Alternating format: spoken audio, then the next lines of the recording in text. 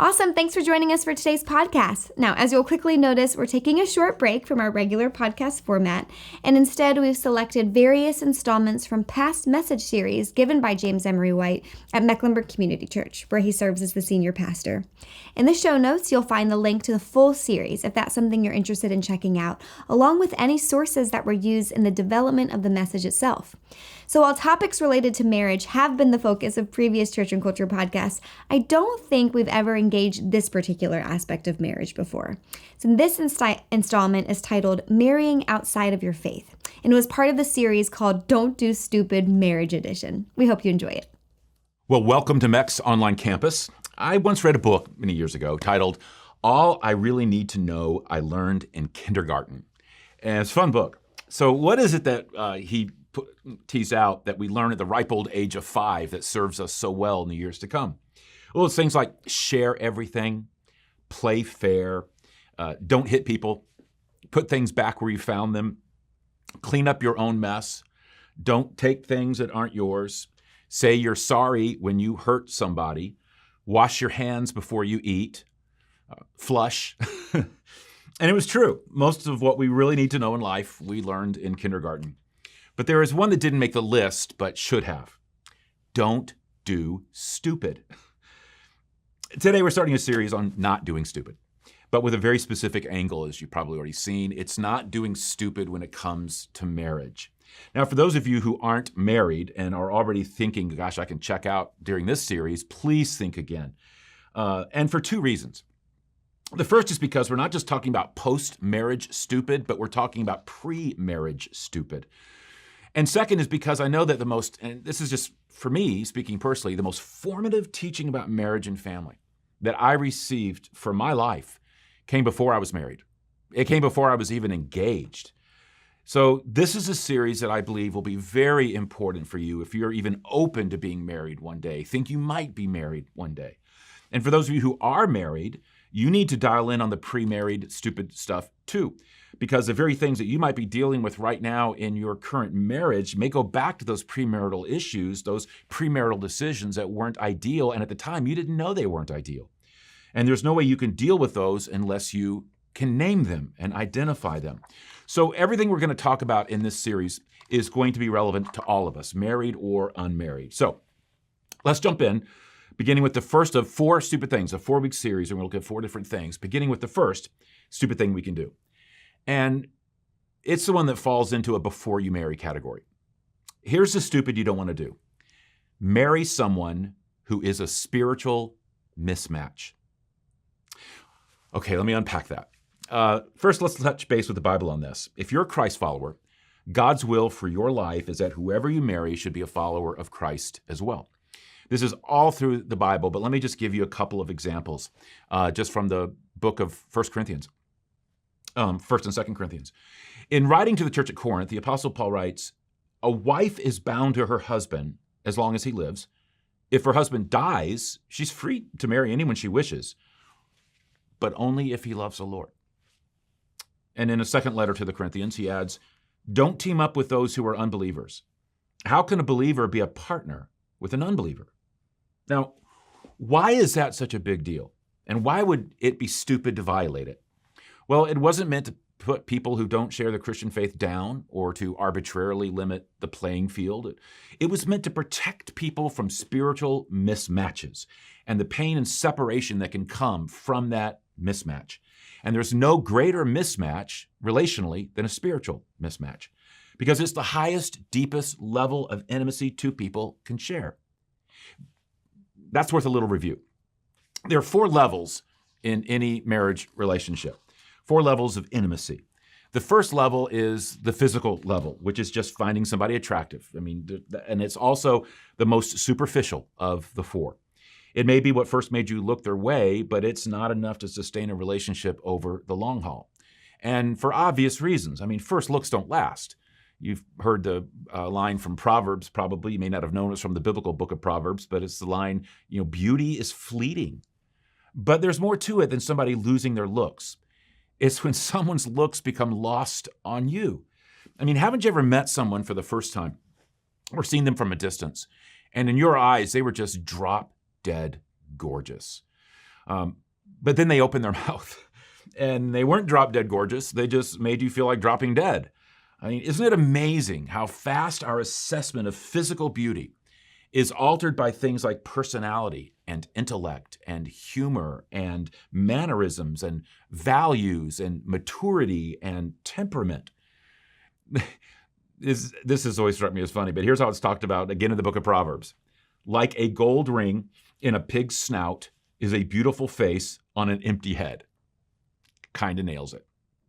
And anyone who's been married for very long and who has had a long and lasting marathon marriage that is getting sweeter with age, it's gone past the 10-year mark, the 20-year mark, it's gone past the 30-year mark or more, will tell you that the physical attraction you have for your spouse comes from so much more than what they look like. It's driven by such deeper issues. In just a few weeks, Susan and I will have been married for 38 years. Our anniversary's in November. And she is truly more physically beautiful to me than when I married her. I'm not just saying that. I mean, she just is. And it's because there's so much more to our relationship than a physical dimension. And it's been nurtured, and it's been fed, and it's been developed over nearly 40 years. So when I look in her eyes, oh my goodness, I just don't lock eyes with anything more beautiful to me. So that's the first level of intimacy, physical, just raw physical, and it's also the most superficial. Then there's the intellectual level, where you challenge and stimulate one another. You share thoughts and you share ideas, and you have these robust and these deep conversations. There's an interesting little bit of trivia in the Bible about King David and his wife Abigail. They didn't have a long courtship, but the heart of what impressed him wasn't simply that she was physically attractive, but that she was smart as a whip. The Bible goes out of its way to point this out. When it's describing the nature of David's attraction to her, it says, well, she was an intelligent and beautiful woman. David was attracted to her first and foremost for her mind, which means as a couple, they had the ability to engage each other on an intellectual level, to find each other interesting and thought-provoking. But you can still go deeper, which brings us to the emotional level of intimacy. This is enjoying each other's company and just having a chemistry with each other. You get along and you like being together. They're your best friend. The person who makes you laugh, the one you can't wait to watch the movie with, the one you can't wait to take that trip with. In the Song of Solomon, this is how a woman describes her husband. She says, his mouth is sweetness itself. He is altogether lovely. And then she adds, this is my beloved. This is my friend. Okay, that's a powerful combination. My beloved and my friend. So you have the physical, the intellectual, and the emotional. Now, most people stop there. I mean, what else is there, right? If they have those three in place, they talk of that person as being their soulmate. But in truth, they haven't even gotten to the soul level yet. Because there is a fourth level, and that level is the spiritual level. This is when you relate to each other in light of your mutual connection with God.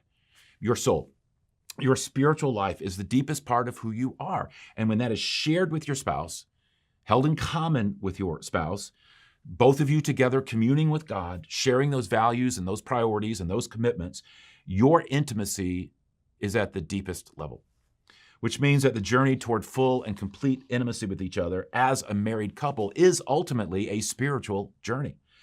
But if you don't reach that level, if that is not a shared dynamic of your relationship, then that will forever remain unexplored territory, no matter how strong the relationship is or how well you might even get along with each other. And don't water this spiritual level down. We're talking about capital S spiritual, not small s spiritual. When some people talk about having a spiritual connection with someone, they're often talking about something like, great chemistry or deep affection or supercharged emotional feelings, or maybe connecting in unique ways over small s spiritual events or activities like holding hands and silently soaking in a sunset in a meditative way. All of which is well and good. But those things are not what this level is about.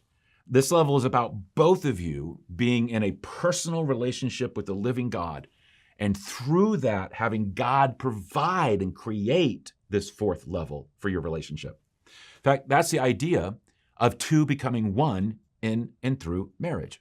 Let me read how Jesus put it. Haven't you read, Jesus replied, that at the beginning the Creator made them male and female and said, for this reason, a man will leave his father and mother and be united to his wife, and the two will become one flesh. So they are no longer two, but one flesh. Therefore, what God has joined together, let no one separate. Okay, that's the goal of marriage. Such intimacy, such bonding at the highest spiritual level by God himself that the two become one. But becoming one is a God thing. It's a spiritual act. Two becoming one happens when God joins two people together, because you can't get that close apart from connecting spiritually.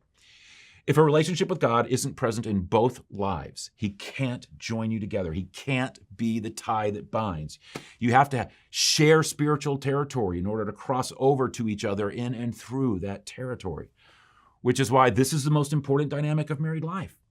But so many people don't even have this on their checklist. All they care about is, do I find this person physically attractive?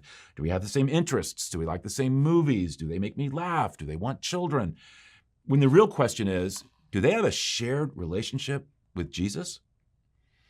Now, I want to keep chasing this. Let's say you agree with me. I'm not saying you do, but let's just pretend that you do. Let's say you want to marry someone who is a spiritual match. And I know there's a lot of you out there that is where you're at. Are you dating that way? You better be. Let's play it out, and I'll just paint it from the woman's perspective. A woman finds herself attracted to a man, and he is attracted to her, and so he goes into full pursuit mode. And by the way, there's nothing more intoxicating, more alluring to someone than being pursued. Couple that with a deep desire for love and companionship and marriage and family, and that woman is already instantly vulnerable. But she knows enough to check him out spiritually, and of course he passes the likes puppies, wants kids, of course I believe in God test. She asks about church, and then it starts to get a little fuzzy. He throws up a line or two about organized religion, being turned off to church because of all the hypocrites, and that he feels closer to God in nature than he does in a building. In other words, all the normal kind of pat responses that are often smoke screens where you want to appear spiritual but not religious, which in turn often means that you're neither spiritual or religious. But no worry, she asks if he'd be willing to go to church with her, and he says sure. I mean, he's thinking in his mind, hey, cheap date. And not only that, it's part of the pursuit. See, that's what she often doesn't see. He's after her.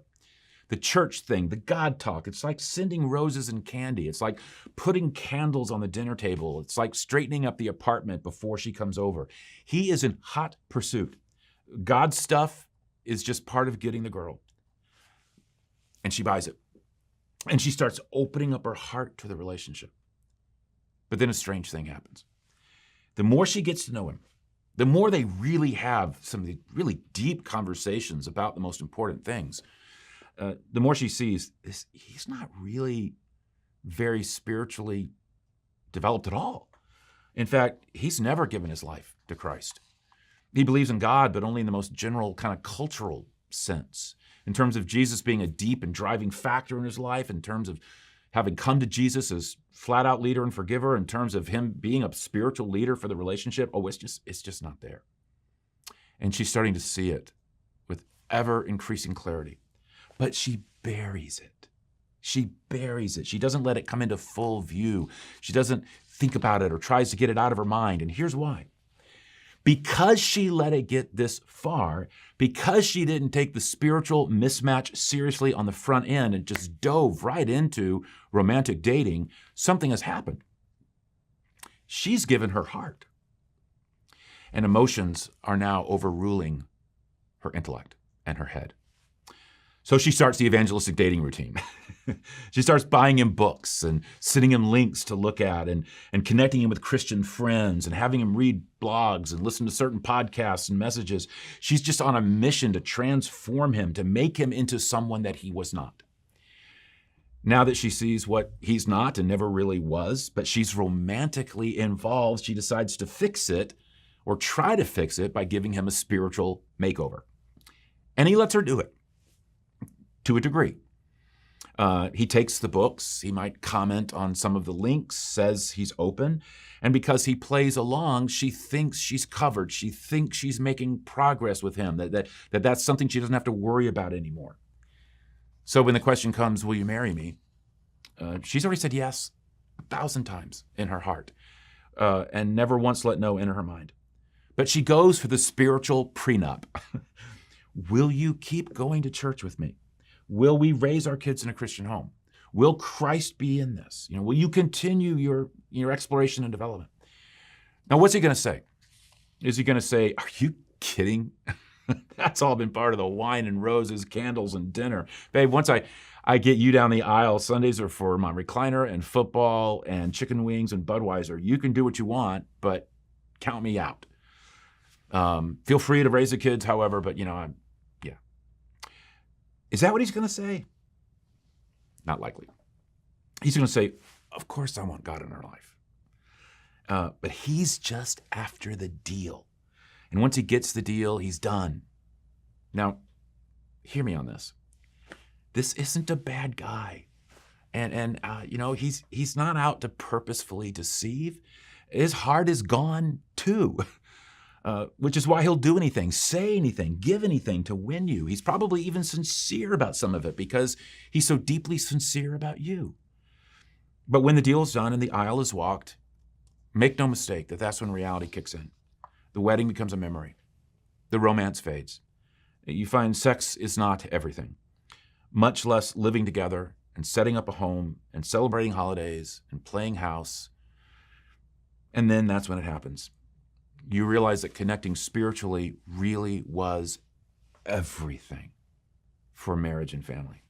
You realize that you're going to be waking up every day to someone that you can never share the deepest part of who you are with. You can never grow together in the places that matter most. You can never talk about the most important of things. You're not even going to be approaching life and decisions from the same footing. Suddenly, Mr. Perfect isn't perfect anymore. But that's the point. He never was. Because what makes someone perfect wasn't there to begin with. The deepest, most important thing in your relationship was missing.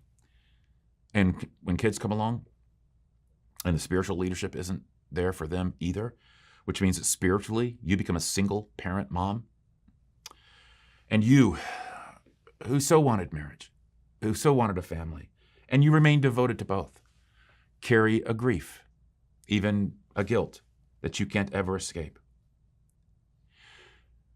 You want to know how I can tell this story? Because I've seen it 1,000 times. And if someone comes alongside you and tells you their story of dating someone who wasn't a Christian and they won him to Christ, and now he's this godly guy leading the family spiritually, as if that's an okay plan to follow, you tell yourself that not only is that the most extreme exception to the rule, but that woman played with fire, and she took the greatest relational risk anyone could ever take. That's not a yay God story as much as it's an oh my God story, like seeing someone who just barely misses getting hit by a truck. So please don't believe the lie. Go deep on this one. And let me give you 2 gut check questions to ask about anyone you might date if there's any fuzziness on this. First, can they describe a specific time or era during which they received Christ's gift of eternal life? And second, if they were put on trial on a charge of being a committed follower of Christ, would there be enough evidence to convict them? If the answers on those don't line up, please just hear my counsel. Don't open yourself up emotionally to someone who you know from the outset isn't right for you, someone who isn't God's person for you. And if they are a spiritual mismatch, you know they aren't right. And if you've already started dating them, I would end it. Why open up your heart, make yourself vulnerable to something that should never be? You shouldn't.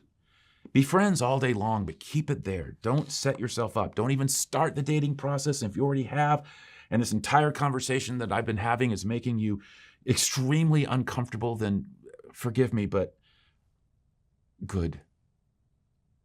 I'm sorry, but good. And if I could talk to you As a father, I'm going to tell you, dear heart, please break it off. Son, break it off. If they come to faith later, naturally on their own, yay, God. But right now, don't run that risk. And if they say something like, if you really loved me, you would just accept me for who I am and what I am and not try to change me. You need to go ahead and put that in the category beyond stupid. It goes into the insanity category. Would you buy that line for anything else? If they had, sketchy ways with money or sketchy ways with sex or sketchy ways with legal activities or abusive behavior, would you ever buy them saying, but if you really loved me, you would accept me? No. So why would you accept that line for the most important area of all? But more importantly, if you're a Christ follower, you're to love God even more than them. And the faith of your children and having a Christ-centered home is what you want most in marriage. Now, for all you guys I just finished describing who are watching online, maybe you're even sitting there with your Christian girlfriend who got you to watch this service. I know it sucks to be you right now, but can I say something to you? Just as an older Christian man, if I could have maybe a father moment with you as one of my sons, quit screwing around with spiritual things and get serious about your faith, please. And not to get her, but to get God. Then you might actually really deserve her.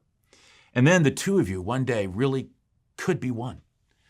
But right now, man up in the most important way possible. Own where you are spiritually and get serious about exploring it and start being the man that God calls you to be because he loves you. And man, does he have a vision for your life. Well, before we end, let me save myself a lot of time with emails and trying to respond on social media and close out talking about people who are already in a spiritually mismatched marriage. First, let me say a word to those of you who represent the faith person in the relationship. You're on the Jesus side of things and your spouse isn't. What do you do now? Well, don't divorce. A spiritual mismatch, even if not God's plan, is not grounds for getting a divorce.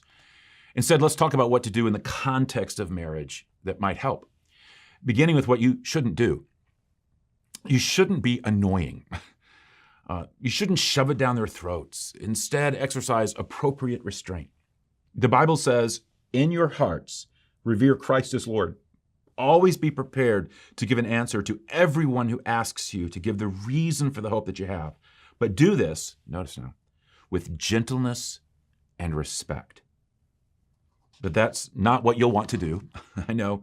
What you'll want to do is sneak into his car and set his radio on the Christian radio station so that it comes on when he drives to work in the morning. Or you'll want to put Post-it notes with Bible verses on the bathroom mirror. You'll want to stick books in her suitcase before she heads out on that business trip.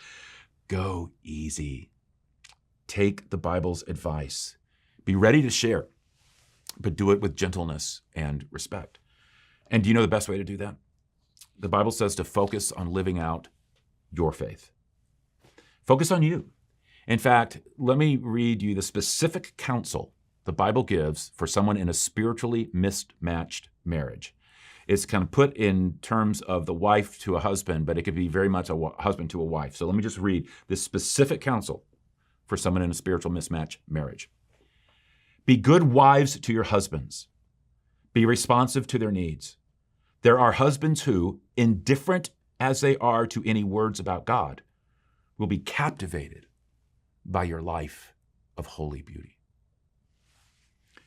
What is going to be most convincing to your spouse is to simply let God do his work in you and change you into the person that he wants you to be. Your character, your attitudes, your outlook. As they see you become more and more a person of integrity and humility and gentleness and grace and love and self-sacrifice, they will see increasingly that you have something that they don't and that they desperately need and desperately want. And they'll be forced to look at the reality of Christ's presence in your life as the driving generator of that. Now let me say a word to those of you on the receiving end. And I'll speak to you as if you are the husband, because most of the time, that's the way it plays out. Not all the time, but let me just pretend I'm talking to a husband now who is not the person of faith. Do you know what's going on with your faith-filled Christian wife? She's scared and she's hurt because you're not open to faith. She so wants you to lead the family spiritually, to take the lead in this relationship. She so wants you to know Christ. She's frustrated because something that has become so important to her can't be shared with you, and she loves you so much. She's afraid because she doesn't know what the future will be like if she keeps growing in a relationship with Christ and you don't. She fears that the gap between the two of you will just keep getting wider and wider. And even more important, even though you don't buy into this yet, she fears that day when the person she loves most in this world will stand before a holy God in judgment. So will you do something for her? And obviously for yourself? Be open to faith. Go into exploration mode. I mean, you're a bright guy. Check into it. If you've got questions about science, get them answered. If you've got questions about the Bible, get them answered. If you've been burned by Christians or a church, process it. Because, I don't care what you've seen or what you've experienced that might have made you cynical. I understand the cynicism, but I don't know what it might have been. But those are people-driven experiences. They weren't Jesus-driven experiences.